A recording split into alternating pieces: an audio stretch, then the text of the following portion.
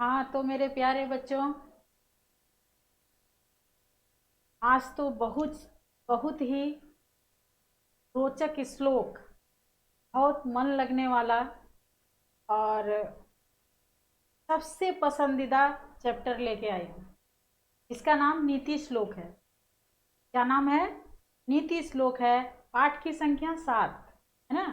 नीति श्लोक पाठ बहुत ही मजेदार पाठ है। उमंग भर देता है, इसमें ताजगी ला देती है पढ़ने के बाद, है ना। आइए पढ़ते हैं।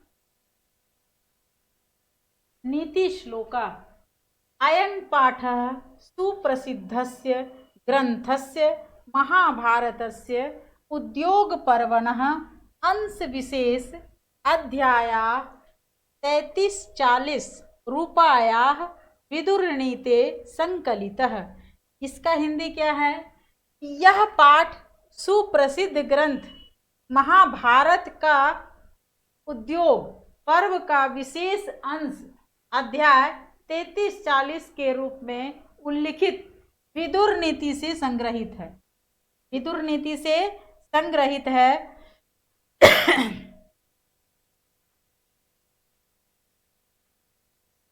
विदुर नीति से संग्रहित है। कहाँ से संग्रहित है? विदुर नीति से संग्रहित है। फिर से इस लाइन को प्रश्न आ सकता है इसमें वस्तुनिष्ठ में।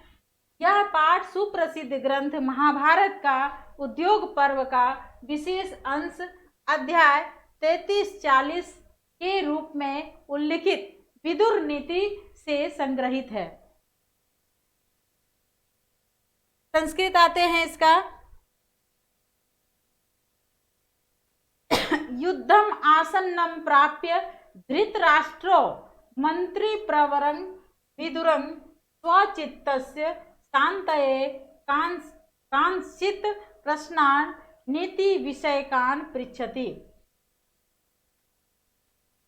युद्ध को अवश्यंभावी और समीप देखकर, युद्ध को अवश्यंभावी और समीप देखकर धृतराष्ट्र ने सुयोग्य मंत्री विदुर को, धृतराष्ट्र का नाम सुना होगा महाभारत में आप लोगों ने।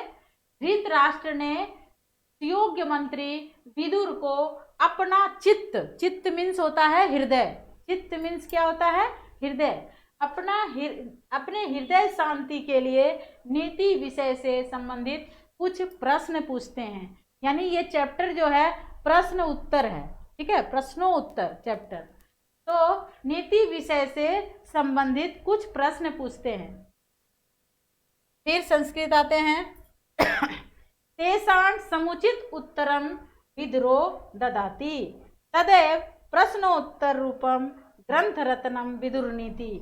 इयमपि भगवद्गीतेव महाभारतस्यांगमपि स्वतंत्र ग्रंथ रूपा वर्तते। का हिंदी है उनका उचित उत्तर। जब वो धृतराष्ट्र प्रश्न पूछते हैं विदुर से, तो उनका उचित उत्तर विदुर देते हैं। वही प्रश्न उत्तर ग्रंथ रत्न विदुर नीति, वही प्रश्न उत्तर जो है ग्रंथ रत्न विदुर नीति है। क्या है? ग्रंथ रत्न है जिसका नाम विदुर नीति है। यह भी भगवद गीता की तरह महाभारत का एक अंग है, अंग होते हुए भी स्वतंत्र ग्रंथ के रूप में है। यह भी महाभारत का एक अंग ही माना गया है, ठीक है। तो यहाँ 2-3 लाइन ऐसा है जिसको आप लोग समझिएगा। देखिए, ये पाठ जो है महाभारत से लिया गया है, उद्योग पर्व, ठीक है, उसका एक विशेष अंश है 33-40, ठीक है, और ये विदुर नीति से संग्रहित है, ठीक है। फिर युद्ध को अवश्यंभावी और समीप देखकर धृतराष्ट्र क्या करते हैं? अपने सुयोग मंत्री विदुर, क्या नाम है मंत्री का? विदुर, से अपने हृदय की शांति के लिए नीति विषय से संबंधित कुछ प्रश्न पूछते हैं। नीति विषय से संबंधित कुछ प्रश्न पूछते हैं। उनका उचित उत्तर कौन देते हैं? विदुर देते हैं। कौन देते हैं? विदुर देते हैं। धृतराष्ट्र जो है विदुर से प्रश्न पूछते हैं, तो उत्तर कौन देते हैं? विदुर देते हैं। वही प्रश्न उत्तर ग्रंथ रत्न, इसको हम क्या कहते हैं? विदुर नीति। विदुर नीति है, ग्रंथ रत्न विदुर नीति है। यह भी भगवत गीता की तरह महाभारत का एक अंग होते हुए भी स्वतंत्र ग्रंथ के रूप में है। अब आते हैं श्लोक की ओर। इतना सुंदर श्लोक, इतना मनमोहक श्लोक, ओह क्या कहा जाए, इसका मन में ताजगी ला देने वाला चैप्टर है ये। देखिए, यस्य कृत्यं, क्या बोलना है इसको, यस्य कृत्यं नो विघ्न, विघ्न विघ्नन्ति, क्या बोलेंगे, विघ्नन्ति शीत मुस्नंग भयंरति। फिर है समृद्धिर, क्या बोलना है, समृद्धिर, समृद्धिर्वा, समृद्धिर समृद्धिर्वा सवै पंडित उच्यते। देखिएगा, यहाँ से यहाँ तक रुक जाइएगा, फिर शुरू होना है, फिर यहाँ रुकना है, फिर शुरू होना है, यहाँ रुकेंगे, उसके बाद अंत कर देंगे। 4 स्टॉपेज में पहुंच जाना है, ठीक है। श्लोक बोलना आ जाएगा, ठीक। जहाँ जहाँ अंडरलाइन किए हैं उसको उसी टाइप से पढ़िएगा। 2 बार 4 बार पढ़ने के बाद आपको पढ़ना आ जाएगा। अगर पढ़ना आ जाएगा तो आप पढ़ पढ़ के लिखना भी आ जाएगा आप लोगों को, ठीक है। लिखना आ जाएगा तो आप खुद अच्छा से बोल पाएंगे, समझ पाएंगे, ठीक है, उसका उत्तर भी दे पाएंगे, ठीक। बोलेंगे, यस्य कृत्यं न विघ्नन्ति शीत मुसनं भयंरति समृद्धिर समृद्धिर्वा सवै पंडित उच्यते। फिर से, यस्य कृत्यं न विघ्नन्ति शीत मुसनं भयंरति समृद्धिर समृद्धिर्वा सवै पंडित उच्यते। फिर से एक बार, यस्य कृत्यं न विघ्नन्ति शीत मुसनं भयंरति समृद्धिर समृद्धिर्वा सवै पंडित उच्यते। अब क्या इसको करना है आप लोगों को कि जैसे हम बोल रहे हैं बिल्कुल उसी तरह आप लोग बोलिएगा। और ध्यान देने की बात यही है कि जहाँ जहाँ अनुस्वार है, विसर्ग है, एकार है, अर्धवर्ण है, उस चीज को आप लोग देखिएगा। और इससे ज़्यादा और आप लोगों को क्या करना है, प्रत्येक श्लोक को 5-5 बार बुक देख करके लिखिए। और जितना बार देखिए लिखिए, उतना बार बोलिए, बोलिए, बोल बोल करके लिखिए। जैसे मैं बोलने के लिए सिखा रही हूँ उसी तरह आप 5-5 बार, ये दोनों लाइन एक श्लोक होता है, ये दोनों लाइन को एक बार लिखेंगे, इस तरह करके दूसरा बार, तीसरा बार, चौथा बार, 5वां बार, 5 बार लिखेंगे, जरूर आ जाएगा लिखने के लिए।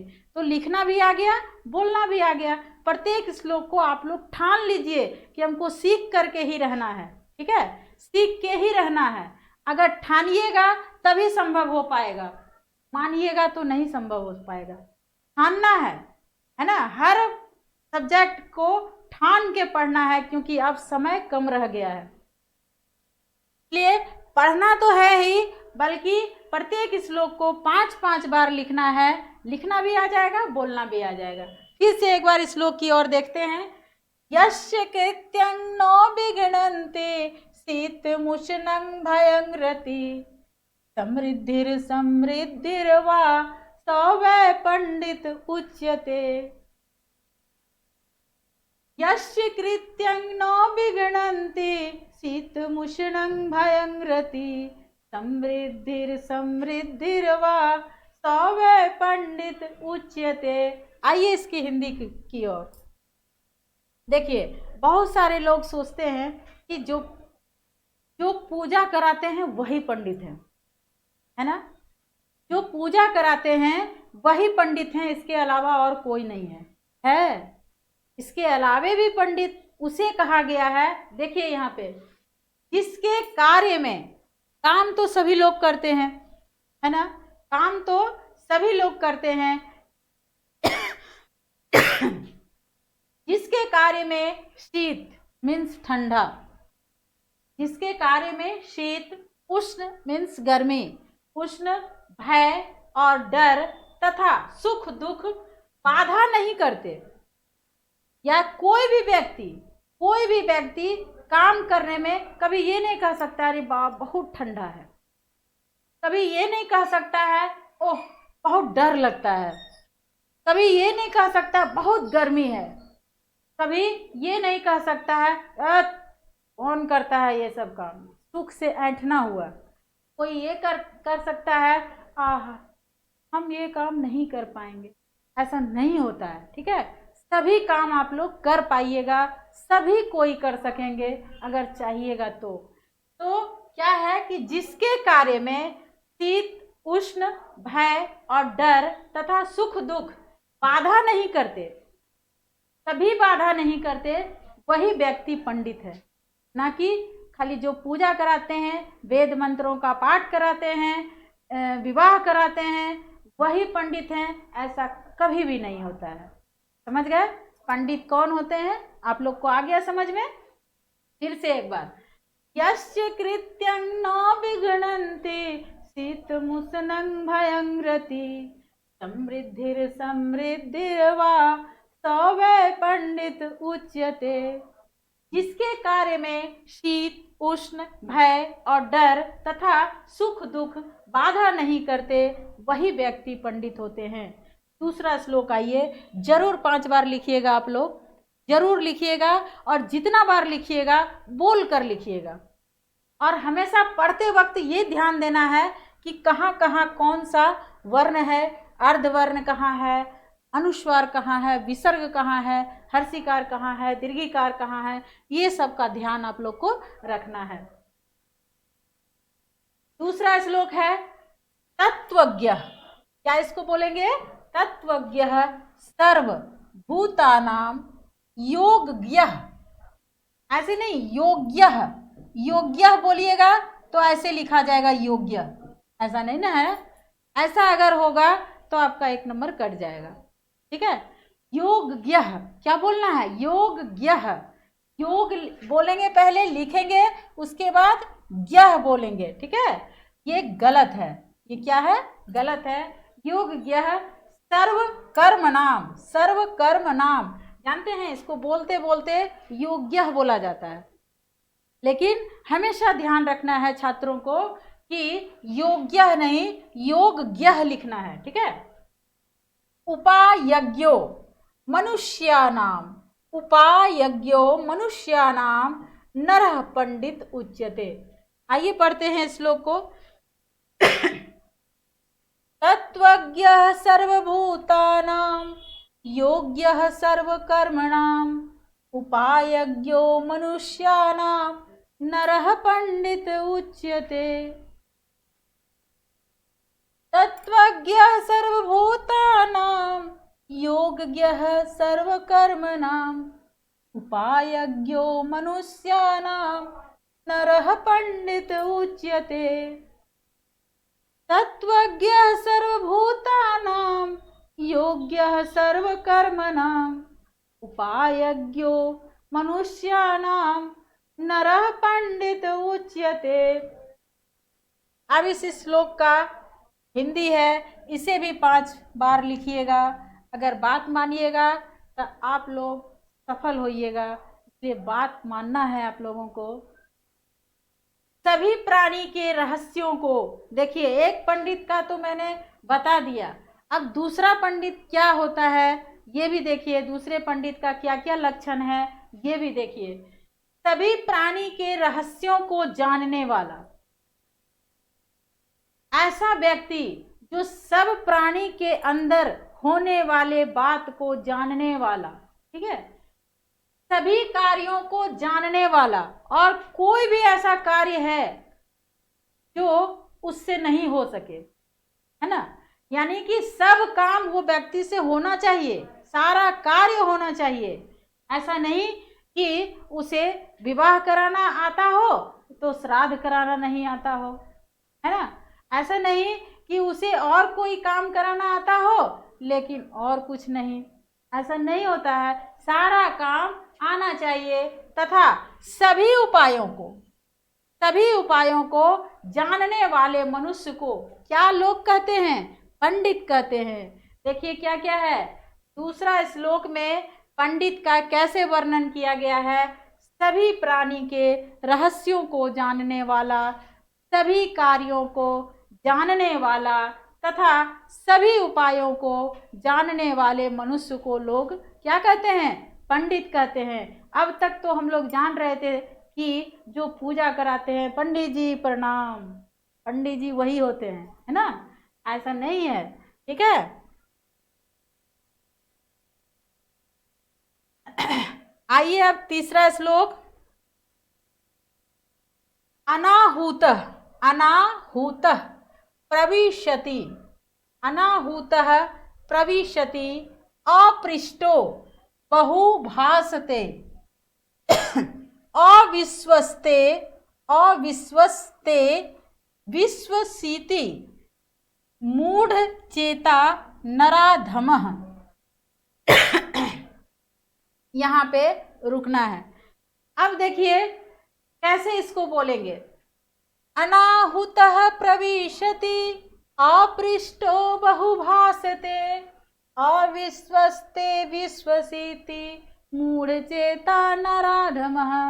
अनाहुतः प्रविशति अनाहुतः प्रविशति अपृष्टो बहुभासते अविश्वस्ते विश्वसीति मूढ़चेता नराधमः। फिर से एक बार। अनाहूतः प्रविशति अपृष्टो बहुभासते अविश्वस्ते विश्वसीति मूढ़चेता नराधमः। तीसरा श्लोक का हिंदी देखिए कितना मज़ेदार है, कितना अच्छा है, और अगर इसका उपयोग कर लेते हैं हम लोग तो शायद कुछ सुधार हम लोगों के जीवन में होता है। जो बिना बुलाए आते हैं, देखिएगा, जो बिना बुलाए आते हैं और बिना पूछे बहुत बोलते हैं। बहुत बच्चे ऐसे होते हैं उसको पूछा भी नहीं जाता है, बोलते रहते हैं। बहुत ऐसे लोग होते हैं जहां बुलाया भी नहीं जाता है, बिना मतलब का पहुंच जाते हैं, है ना? ऐसे व्यक्ति क्या होते हैं, क्या उसका इज्जत रहता है, ये देखिए। जो बिना बुलाए आ जाते हैं, बिना पूछे बहुत बोलते हैं और अविश्वासी पर विश्वास कर लेते हैं। आजकल तो अपनों पर विश्वास करने लायक नहीं है जमाना, तो लोग अविश्वासी पर कैसे विश्वास करेगा, है ना? अविश्वासी पर कभी भी विश्वास नहीं करना चाहिए। आज तो इतना जमाना बदल गया है, इतना मतलब खराब दिन आ गया है, इतना क्या बतावे, इतना खराब दिन आ गया है कि आजकल अपनों पर लोग विश्वास नहीं करते हैं तो पराये पर क्या करेंगे? अपने भी विश्वासघात करने लगे हैं, है ना? तो इसलिए थोड़ा संभल करके आप लोग आगे जिंदगी जी लीजिएगा। तो जो बिना बुलाए आ जाते हैं, बिना पूछे बहुत बोलते हैं और अविश्वासी पर विश्वास करते हैं, उन्हें मूढ़, मूढ़ का मतलब होता है मूर्ख। क्या होता है? मूर्ख। मूढ़ का मतलब क्या होता है? मूर्ख। और निकृष्ट का मतलब होता है नीच। निकृष्ट का क्या मतलब होता है? नीच। याद रखिएगा ये दोनों हिंदी। मूढ़ का मतलब मूर्ख होता है, निकृष्ट का मतलब नीच होता है। हो सकता है परीक्षा में लघुत्तरीय प्रश्न में मूढ़ और निकृष्ट ना दे करके मूर्ख और नीच दे, तभी आप लोग घबराना नहीं है आप लोगों को, ठीक है? तो जो बिना बुलाए आ जाते हैं और बिना पूछे बहुत बोलते हैं और अविश्वासी पर विश्वास करते हैं, उसे ही मूर्ख और नीच कहा गया है, नीच व्यक्ति कहा गया है, मूर्ख कहा गया है।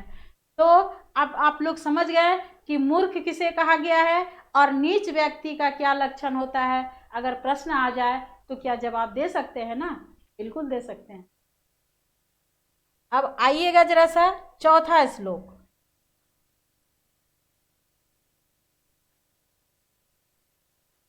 चौथा श्लोक है एको धर्मः परम श्रेयः, एको धर्मः परम श्रेयः क्षमेका शांति रुत्तमा, क्षमेका शांति रुत्तमा विद्येका, विद्येका परमा तृप्ति। यहाँ देखिए विसर्ग दिया है, परमा तृप्ति अहिंसैका सुखावह। अहिंसैका सुखावह। एको धर्मः परम श्रेयः क्षमेका शान्तिरुत्तमा विद्येका परमा तृप्ति अहिंसैका सुखावह। एको धर्मः परम श्रेयः क्षमेका शान्तिरुत्तमा विद्येका परमा तृप्ति अहिंसैका सुखावह। एको धर्मः परम श्रेयः क्षमेका शान्तिरुत्तमा विद्येका परमा तृप्ति अहिंसैका सुखावह। फिर से एक बार, एको धर्मः परम श्रेयः क्षमेका शान्तिरुत्तमा विद्येका परमा तृप्ति अहिंसैका सुखावह। इसे भी 5 बार आप लोग लिखिएगा। इसका हिंदी है, एक ही धर्म सब श्रेयों को देने वाला श्रेष्ठतम धर्म है। एक ही धर्म सब श्रेयों को देने वाला श्रेष्ठतम धर्म है। शांति का सर्वोत्कृष्ट रूप क्षमा है। शांति का सर्वोत्कृष्ट रूप क्षमा है ना। क्षमा करते हैं किसी को तो हमें शांति मिलती है। विद्या से परम तृप्ति की प्राप्ति होती है। अगर आपके पास विद्या है तो आप परम तृप्ति की प्राप्ति कर लिए हैं, है ना। और अहिंसा का सभी प्रकार की सुख देने वाली है। यहाँ प्रश्न आ सकता है कि अहिंसा क्या देती है। अहिंसा क्या देती है? तो सभी प्रकार का सुख देती है। अगर प्रश्न आ जाए शांति का सर्वोत्कृष्ट रूप क्या है, तो क्षमा है। फिर अगर प्रश्न आ जाए कि विद्या से किसकी तृप्ति होती है, किससे परम तृप्ति की प्राप्ति होती है, तो हम क्या बोलेंगे? विद्या से। क्या बोलना है? विद्या से। सब श्रेयों को देने वाला श्रेष्ठतम धर्म, एक ही धर्म सब श्रेयों को देने वाला श्रेष्ठतम धर्म है। शांति का सर्वोत्कृष्ट रूप क्षमा है। विद्या से परम तृप्ति की प्राप्ति होती है और अहिंसा सभी प्रकार की सुख देने वाली है। आइए 5वां क्वेश्चन की ओर। 5वां श्लोक, त्रिविधं नरकस्येदं, नरकस्येदं है ना। त्रिविधम क्या बोलना है? त्रिविधम नरकस्येदं द्वारम नाशन मात्मनः, द्वारम नाशन मात्मनः कामः क्रोधस्तथा कामः क्रोधस्तथा लोभस्त अस्मादेतत् त्रयं त्यजेत्। यहाँ देखिए, लोभस्त पढ़ेंगे, उसके बाद अस्मा पढ़ेंगे, उसके बाद अस्मा पढ़ेंगे, फिर क्या पढ़ेंगे? देतत् पढ़ेंगे, फिर त्रयम, उसके बाद त्यजेत। देखिए, त्रिविधं नरकस्येदं द्वारं नाशन मात्मनः कामः क्रोधस्तथा लोभस्त। यहाँ पे कॉमा देंगे, कामः क्रोधस्तथा लोभस्त अस्मादेतत् त्रयं त्यजेत। फिर आइए राग से,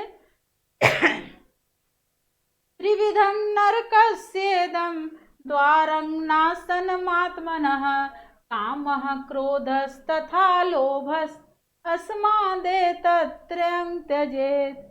त्रिविधं नरकस्येदं द्वारं नाशनमात्मनः कामः क्रोधस्तथा लोभस्त अस्मादेतत् त्रयं त्यजेत्। त्रिविधं नरकस्येदं द्वारं नाशनमात्मनः कामः क्रोधस्तथा लोभस्त अस्मादेतत् त्रयं त्यजेत्। बहुत ही मज़ेदार श्लोक है। और इसका हिंदी जरा देखिए क्या होता है। इसका हिंदी, अपने को नाश की ओर ले जाने वाला नरक का 3 द्वार होता है। अगर अपने को नाश की ओर अगर जाना है हमें तो 3 द्वार को अपनाना पड़ेगा। ठीक है, 3 द्वार। नरक के कितने द्वार हैं? तो 3 द्वार हैं। बहुत ही मुख्य क्वेश्चन है। नरक के कितने द्वार हैं?